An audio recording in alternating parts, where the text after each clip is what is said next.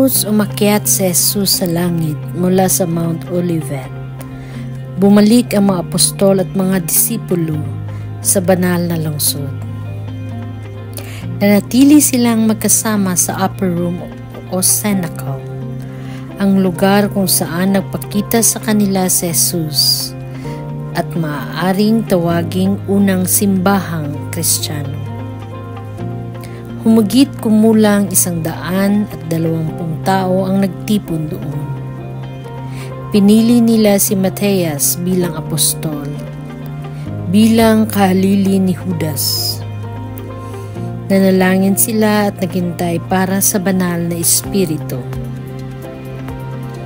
Bandang 9:00 ng umaga, habang sila ay sama-samang nananalangin ng mataimtim, bumaba sa kanila ang Espiritu Santo. Pansinin kung paano nangyari ang lahat ng mga dakilang mga ganap sa buhay ni Kristo sa panahon ng panalangin. Pagkatapos ng kanyang binyag, halimbawa, nang si Jesus ay nananalangin, ang langit ay nagbuksan at ang banal na Espiritu ay bumaba sa anyos ng isang kalapati. Gayon din, sa panahon ng panalangin sa gabi, naganap ang pagbabagong anyo sa Tabor. Tiyak din na habang nagdarasal si Maria, ay inihatid ni Gabriel ang kanyang mensahe at ang banal na Espiritu ay pumasa kanya. Sumunod ang Pentecostes. Ang maliit na komunidad ng mga Kristiyano ay inihanda ang kanilang mga sarili sa pamamagitan ng panalangin para sa pagdating ng Espiritu Santo.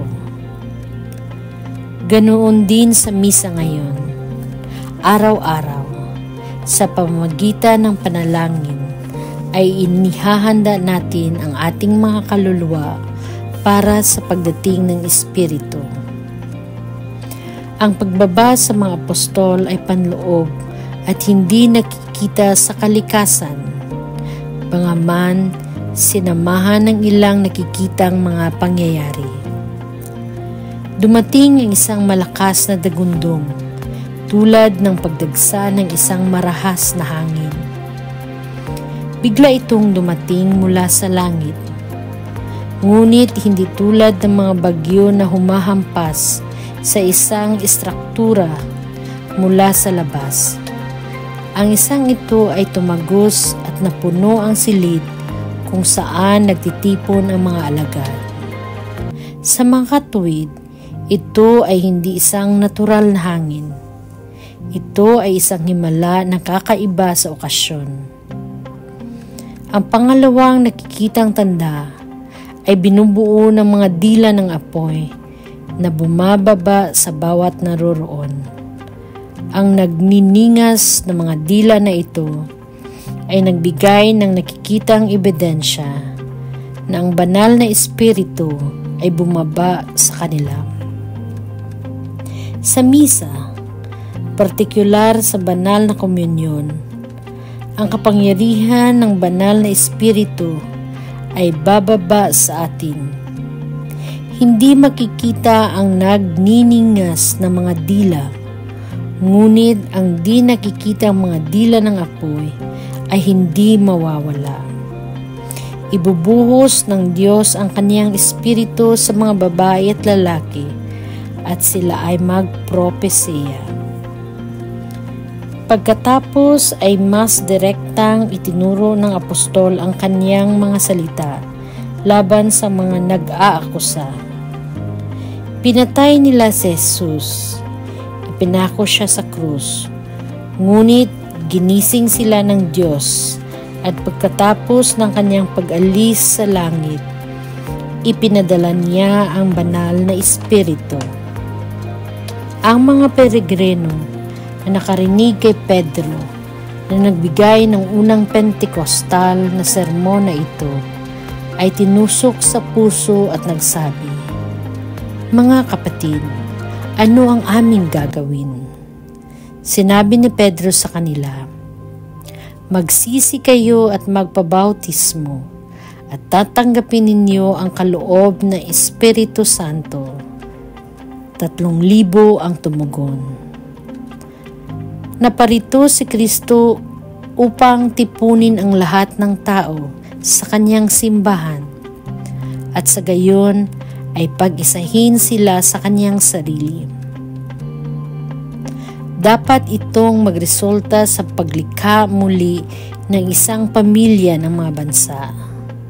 Sa pinagpalang estadong ito ay tinuturo ang himala ng mga wika. Tayo bilang mga individual ay may kaloob ng mga wika na mauunawaan ng lahat ng babae at lalaki. Ito ay kaloob ng pag-ibig na ibinuhos sa atin ng banal na Espiritu. Ang pag-ibig ay nagkakaisa. Ang pag-ibig ay isang karaniwang wika. Sa pamamagitan ng pag-ibig ay nakakapagsalita tayo sa lahat ng mga bansa.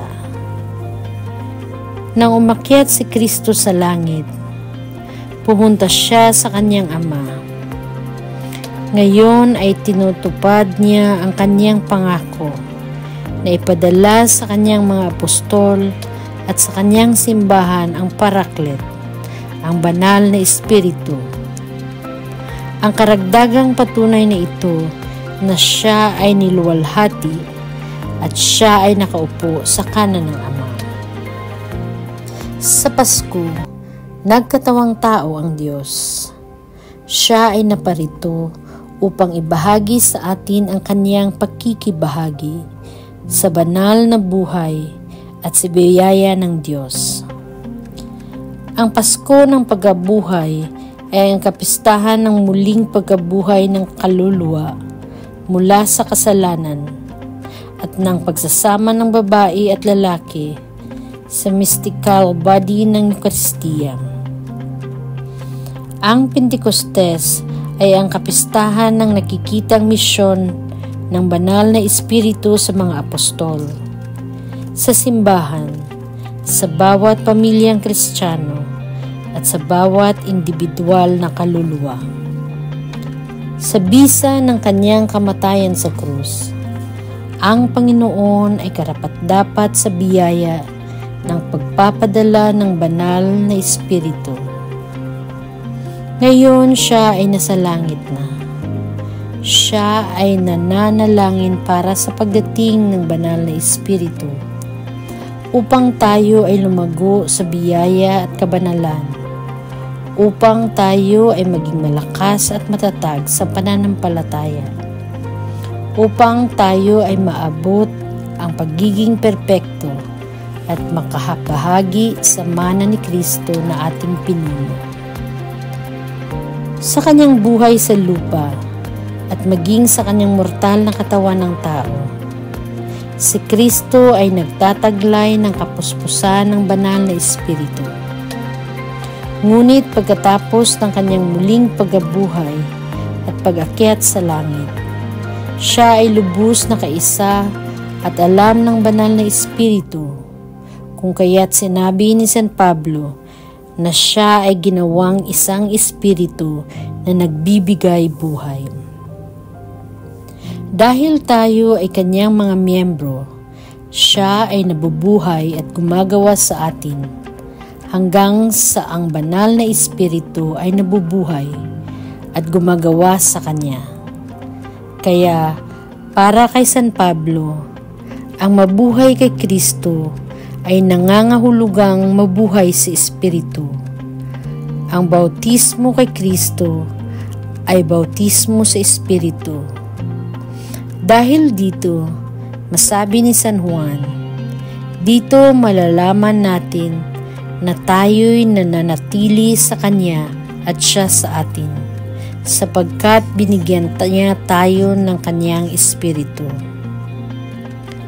Tayo ay itinaas sa banal na buhay ni Kristo, at ang banal na Espiritu ay nakibahagi rin sa gawaing ito, kung saan ang banal na Espiritu ay hindi kumikilos, walang katawan ni Kristo. Ang mga mananampalataya ay nagiging mga miyembro ng katawan ni Kristo kapag nakamit nila ang buhay sa pamamagitan ng Espiritu ni Kristo. Ang banal na buhay ay laging binibigay sa pamamagitan ni Kristo, ang nagkatawang taong Diyos. Kapag pinahintulutan natin siya na gawin ito, lagi niyang ipinapadala sa atin ang banal na Espiritu, ang Espiritu ng pag-ibig. Ang Espiritong ito ay laging nagbubuklod sa atin muli ng matatag sa Ama, upang tayo ay maghangad at magsikap ng buong lakas na maging tunay na mga anak ng Ama at makamit ang perpektong pag-ibig. Sa makatuwid, ang buhay ni Kristo na itinanim sa ating mga kaluluwa sa pamamagitan ng bautismo ay hindi maaaring gawing perpekto kung wala ang pagdating ng banal na Espiritu. Ang pagpapalakas ng ating espiritu ay dala ng ating bautismo sa banal na Espiritu noong Pentecostes. Ang Espiritu ng Pentecostes ay ang Espiritu na gumagawa ng mga confessor at martir. Nagbibigay ito ng liwanag, kapangyarihan at lakas na hindi masusupil. Ang epektong ito ay makikita sa mga apostol na umalis sa harapan ng konseho na nagagalak na sila'y itinuring na karapat-dapat magdusa ng kadustaan dahil sa pangalan ni Kristo. Ang Pentecostes ay ang kaarawan ng simbahan at ng Kristyanismo.